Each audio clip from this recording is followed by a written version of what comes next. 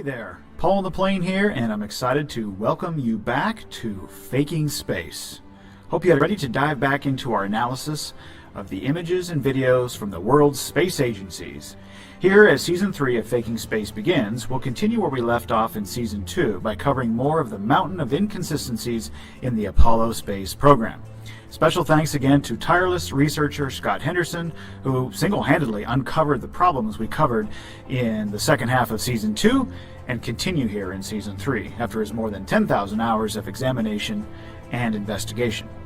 Season 3, Episode 1 here focuses on the Apollo program and the Van Allen radiation belts. It's not uncommon to hear many claim that NASA is talking out of both sides of its mouth when we hear we can't leave low Earth orbit, or the Orion program needs extra shielding because of the high levels of radiation. But all those claims don't seem to reconcile with what Apollo missions managed to accomplish by navigating all the way to the moon, hundreds of thousands of miles past the Van Allen radiation belts. No, NASA and those who want to support the propaganda about the moon landing missions will simply try to explain to you now that the Apollo flight trajectories allowed them to avoid the inner Van Allen radiation belt, the highly dangerous one, and the astronauts only went through the outer belt and did so very quickly by heading on a northerly path. But the Starfish Prime radiation dissipated, and NASA eventually decided that the Van Allen radiation belts weren't enough of a hazard to ground missions to the moon. Trajectory analysts found the safest way through the region, and mission planners reasoned that the astronauts would pass through the worst of the belts fast enough that they didn't need any additional protection.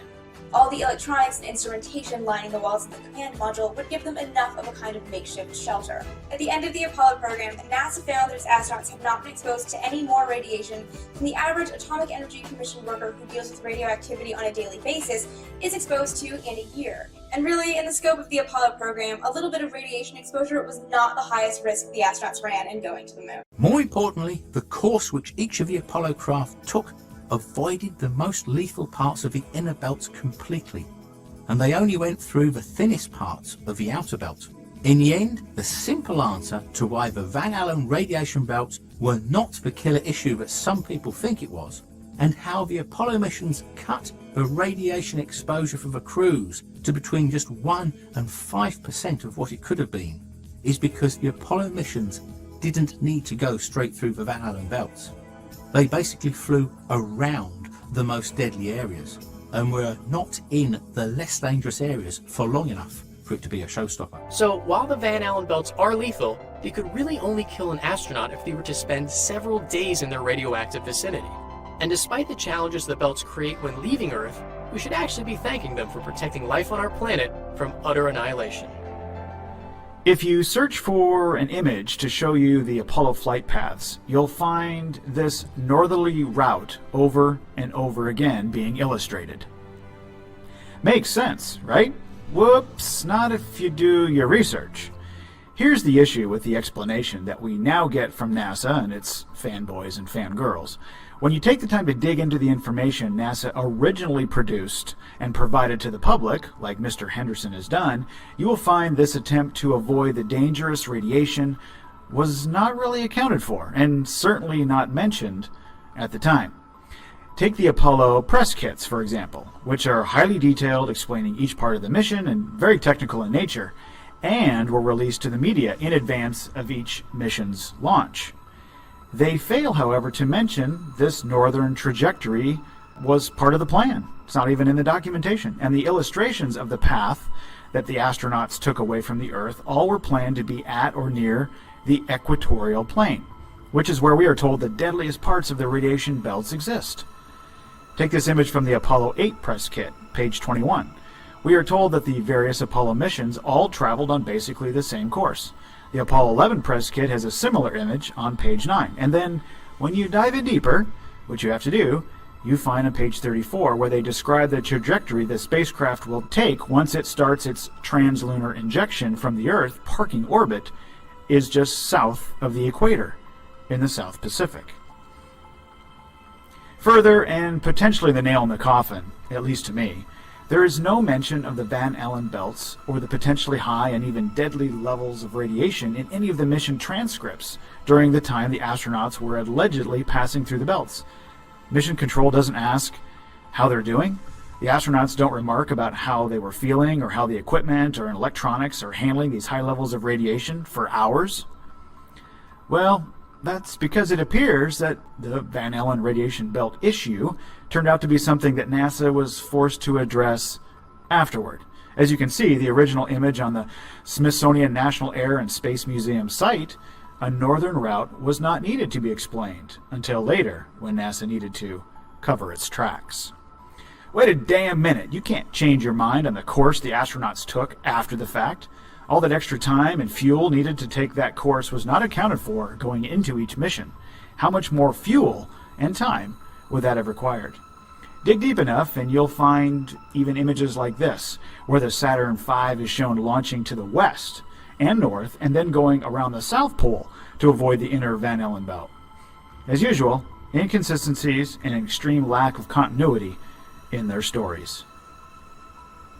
NASA, you may want to update your propaganda for the Orion program. Your successor to Apollo claims it will take people away from Earth and through the radiation belts, but you're failing to illustrate the correct path. You will show your space fantasy crafts leaving from the equatorial plane, just like the original Apollo press kits showed, starring the dynamic duo of Neil and Buzz in Apollo 11. As Neil descends the ladder to step onto the moon, the grandest achievement in all of mankind's history, mere moments away, Buzz is filming from the LEM window. And, gol darn it, the lighting is just horrid. No worries, mate, just add more light so we can all see Neil even better.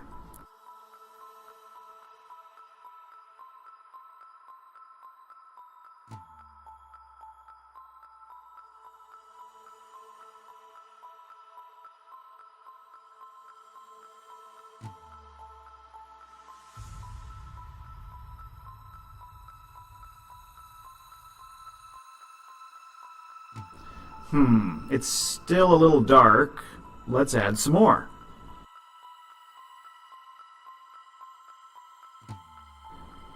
Never mind, Neil is completely in the shadow of the LEM, and we're told the sun provided the only light during the moon missions. But clearly you can see Neil is being lit up from a second, maybe even a third source of light. Even those of you who are thinking Buzz was had the ability to open the aperture of the camera, well, how would he know that without Houston telling him? Neil is talking to Houston at this time, and we're all waiting for Neil to utter those famous words. Yet there's never any mention in any official NASA transcripts of the need to adjust the lighting.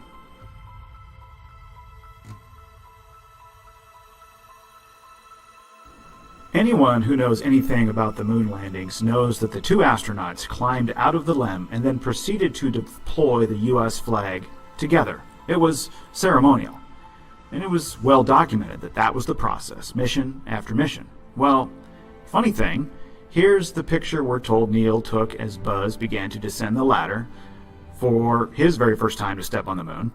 And wouldn't you know it, if you look closely at the LEM window here, you can see something very familiar in the window's reflection. Can't quite see it? No problem. Let me increase the gamma brightness here so you can make it out better.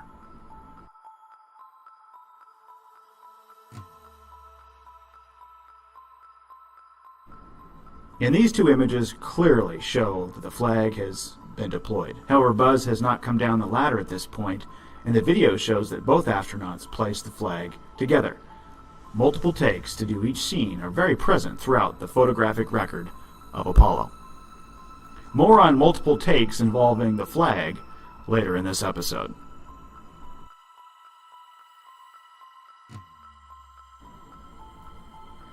Back to Buzz. Here's a shot Neil took of him as he continued to descend the ladder. Zoom in on the photo and something very peculiar will jump off the screen at you. One of the stagehands forgot to attach Buzz's glove to his suit. You can see the red ring where the glove is supposed to attach to the gauntlet of the suit. A close look at Buzz's gloves as he comes down the ladder, a matching pair with a dark rubberized coating and a very distinctive NVIDIA sheen, quote-unquote. On the right are the gloves for the famous photo of Man on the Moon. Lighter, not matching, and no shimmer, even in direct sunlight. Buzz cannot change gloves in the vacuum of space, and a second pair were not supplied with their spacesuits. At the top is an image of the glove and how it connects to the base of the gauntlet. However, as Buzz comes down the ladder, the red ring is visible that connects the glove and the suit. The gloves are clearly not connected to the suit, perhaps to help keep them cool during the simulated filming. Here are a couple of additional photos to show you how high up the glove attaches to the suit. I bet Buzz's arm sure got cold there in the freezing vacuum of space.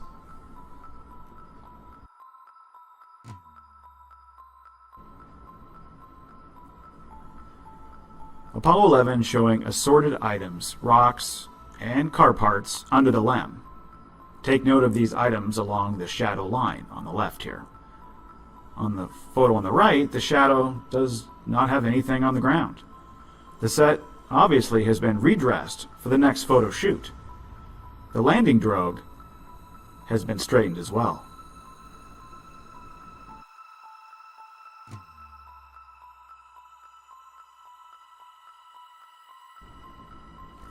To really provide some damaging evidence that multiple scene takes were conducted to get it right before the world was shown all of this footage, take a look at the footage provided to us by NASA after Neil and Buzz had ascended the ladder back into the LEM for the final time. Notice first, real quickly, the date here on the color plate, July 11, 1969. You NASA fans surely know the official dates of the Apollo 11 mission, right? Well, if not, here you go.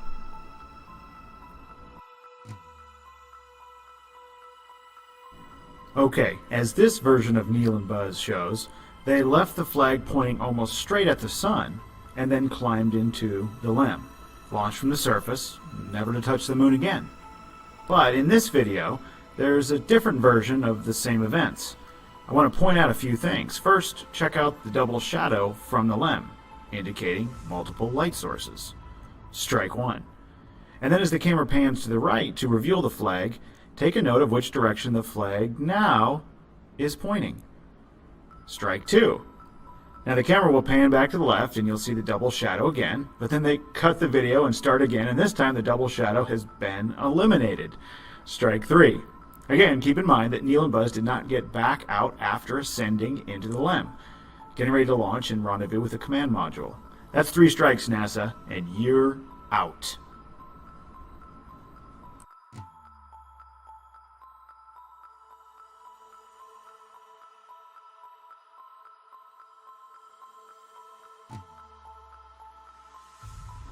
The evidence is all right here, folks, if you do the research. Space. A void. The sheer absence of matter creating a vacuum due to a very, very, very, very low pressure environment. And so we're told. However, we're also told that NASA successfully landed 12 men on the moon because its spacecrafts and spacesuits were able to withstand such a low pressure environment. Hello again, this is Paul on the Plane. Welcome to episode 3 here in our 3rd season of Faking Space and our continuing analysis of the photos, videos, and information given to us by the world's space agencies, showing conclusively their stories just don't add up. In this episode, Mr. Scott Henderson and I will explore what we're told by NASA about the lack of air pressure in so-called space, and analyze whether its own equipment, such as the Apollo lunar module and the astronauts' spacesuits, would actually survive. Mr. Henderson has invested more than 10,000 hours into researching the claims made by NASA as it relates to the Apollo program. So let's see if you come to the same conclusions we have. Let's start by covering a real-life example of the power of a vacuum due to one air pressure system being reduced adjacent to another air pressure system to kind of set the context here. The classic example, at least in my mind, is a railroad tanker car. You can search for and find many examples online of the structural integrity of a tanker car failing when air pressure inside is reduced, which eventually subjects the walls of the tanker car to levels of pressure it cannot withstand on the outside of the tank, and it implodes in a thrilling fashion.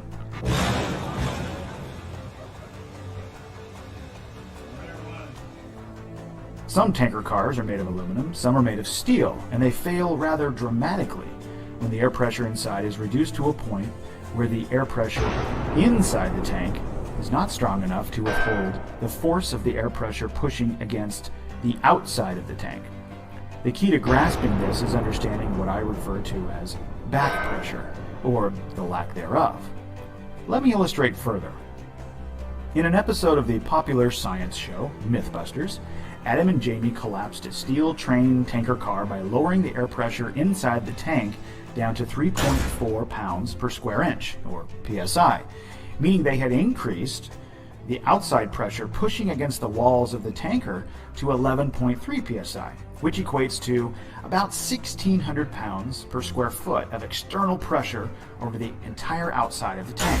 Now, those numbers are derived from the fact that at sea level we experience approximately 14.7 psi. So before some of the air was vacuumed out of the tanker car, there was approximately 14.7 psi pushing on both the inside and the outside of the tank.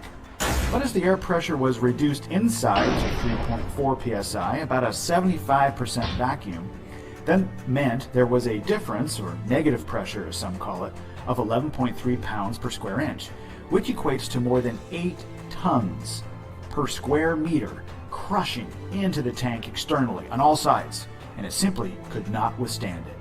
And bam! Did you know that 14.7 psi equates to approximately 10 tons of force for every square meter? But, you may ask, how do we survive as humans with such a force applied externally to our bodies in all directions? Well, it's simple.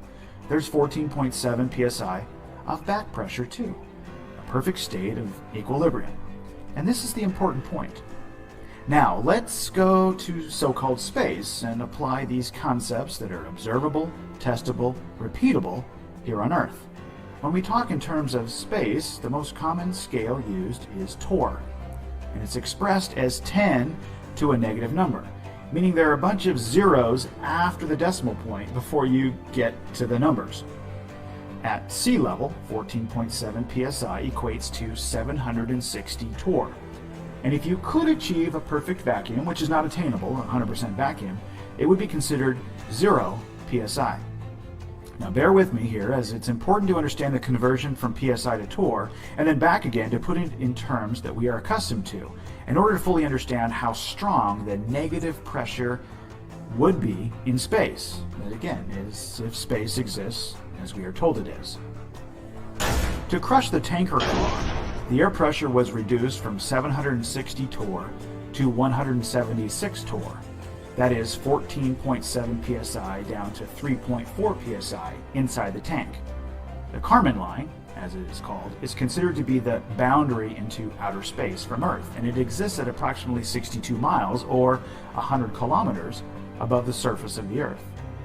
At this altitude, we are told the air pressure is 10 to the negative 3 torr. That equals just 0.000002 psi. Up to the Kármán line, the environment there is classified as a quote-unquote low vacuum. So, if we were in a capsule of sorts at 62 miles above the surface of the Earth, we are told that the air pressure being applied to the outside of the capsule is down to just 0.000002 psi. But the pressure inside the capsule, if we took off from sea level, like most rockets do, would again be 10 tons per square meter. How do you think the capsule we are in would be able to withstand 10 tons of pressure per square meter on the inside of the capsule walls trying to get out with just 0.000002 psi of back pressure? Do you see where I'm going with this? And this is only at 62 miles above the Earth. From 10 to the negative 3 torr to 10 to the negative 9 torr is classified as a quote-unquote high vacuum. And the scale is not linear, it's exponential or even logarithmic. The largest and most powerful vacuum chamber in the world is located at NASA's Glenn Research Center in Sandusky, Ohio. According to NASA, their massive vacuum chamber has the capability to reduce the air pressure down to 10 to the negative 6 torr, which is 1,000 times stronger of a vacuum than 10 to the minus 3 torr at the Kármán line. And it takes many hours to pump the air out to get down to 10 to the negative 6 torr, and the facility has 6 to 8 foot concrete walls reinforced with a leak-proof steel containment barrier built in, so that the concrete dust and no air can be sucked through the walls and into the chamber itself and ruin the vacuum they are trying to create. If you were able to reduce the air pressure further inside a chamber, then you are getting into the quote-unquote ultra-high vacuum classification. This is 10 to the negative 9 torr and above, which is approaching the level of vacuum we are told exists on the surface of the moon, which is an astonishing 10 to the negative 11 torr, which is the numbers 100 million times stronger of a vacuum than the Kármán line. Now those numbers were given, but perhaps those are just estimates, since we've never been there and can't simulate that here on Earth. Some interesting notes about the Glenn Research Facility, which we are told is able to simulate 10 to the minus 6 torr, still 100,000 times weaker than the surface of the moon, was built in 1969, the same year Apollo 11 allegedly achieved putting 2 men on the surface of the moon. But if you really dig to find out when the world's largest vacuum chamber was first opened, you'll find out it was actually in October 1969, 3 months after Neil and Buzz allegedly walked on the moon. And even then, we are told the vacuum on the surface of the moon is 100,000 times stronger than what even NASA's best vacuum chamber could achieve. Once you reach even the quote-unquote high vacuum classification, this is what we are told the Glenn Research Facility can achieve, 10 to the negative 6 torr. You need vacuum seals like these, on the left, which are metal and comprised of one-time use materials. They are needed to seal in a high vacuum area. On the right are the helmets seals of the Apollo missions. The latch fits in the groove for easy installation. The connection does not have the capability to compress the seal and logically would not function even in a low vacuum. The gloves of the spacesuits have a similar type for an easy connection. The surface of the seals must also be virtually perfectly clean and free of foreign materials for the seal to even be effective, or it will fail under such a low pressure environment. The Apollo astronauts using the same suits covered in dirt for 3 EVAs, it would be impossible for the suits to work and reseal multiple times. The same is true for the hatch for the lunar module, as they had to crawl through, dragging dust and dirt with them. The door seals would not be functional. The LEM could not be pressurized after re-entry. In this image here on the left are examples of seals used to again contain a vacuum. On the right is Neil Armstrong's glove, the connection that holds the glove to the suit, just like a door latch that pushes out into a channel. They do not compress the seal between the metal. This design is for an easier way of putting the suit on and off during practice, and of course, simulations. This connection, however, would not even hold a small amount of pressure. The fact that the LEM did not have an airlock means that any container within the craft had to be designed to withstand the vacuum of space, which we are told again was 10 to the negative 11 torr. This is a complete error in simulation, NASA. The food pouches would explode as the aircraft depressurized, as well as the urine bags and feces in the jettison bag. Any other containers within the craft for air or for water would be subjected to the vacuum of space and would suffer the same consequences, and probably pretty dramatically. Here's a typical NASA fanboy or fangirl explanation, however, of why the ultra-high vacuum of space isn't a big deal. That when you walk out into space in your spacesuit, it will want to expand. But how strong is that pressure? It's only 1 atmosphere, so not that strong. They're specifically designed to keep the suit from ballooning out. And that, folks, is where the deception lies. This is the type of statement that NASA gives when describing the vacuum of space. NASA tells us that the air pressure on the surface of the moon is 10 to the negative 11 torr, however, and this equates to nearly negative 2 billion psi, because there is almost no back pressure at all. Not the 14 psi you will see in the comments of many videos on this subject. Do the conversion yourself, people. 10 to the negative 11 torr equates to negative pressure of 131 million atmospheres. To further illustrate this point, I corresponded with a company who specializes in vacuum lifting after seeing one of their promo videos. The representative who emailed me back stated that they can achieve 25 tons of lift by creating roughly an 80% vacuum, 165 torr, between their lifting pads and the massive pipe here as an example. That is near the level of vacuum achieved that collapses train tanker cars. That negative pressure uses the fact that the air outside of the pipe, especially underneath it, is pushing or pulling so hard in an attempt to get into the little space between the lifter and the pipe that it can achieve 25 tons of lift. Are you starting to understand the amount of force that the inside of the spacesuits and spacecrafts that NASA built would have to withstand to maintain integrity? One final point. Have you heard of the Apollo rock box? It's an aluminum case that the rock samples the Apollo astronauts collected on the moon were stored in for the trip home and to be opened here on Earth. We are told that the lunar atmosphere was preserved inside this aluminum box. Again, 10 to the negative 11 torr. I guess these rock boxes are stronger than steel tanker cars and stronger than the Glenn Research Facility walls by hundreds of thousands of times. And if you think the lunar module, made of a few layers of aluminum, is stronger than the Glenn Research Center vacuum chamber, and if you think the Apollo spacesuits remain flexible at 10 to the negative 11 torr and is stronger than this building, 100,000 times stronger would have to be, then you've been successfully indoctrinated. The only thing NASA has sent to space, people, is your imagination. On behalf of Scott Henderson, this has been Paul on the Plane. Thanks for watching.